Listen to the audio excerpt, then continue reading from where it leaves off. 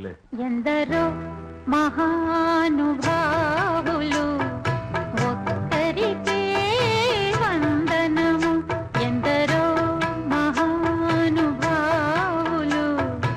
ఒక్కరికే వందనము. ఒడినే గుడిగా మలచి తమనే వలచి పిలిచే వేళ ఎందరో మహానుభావులు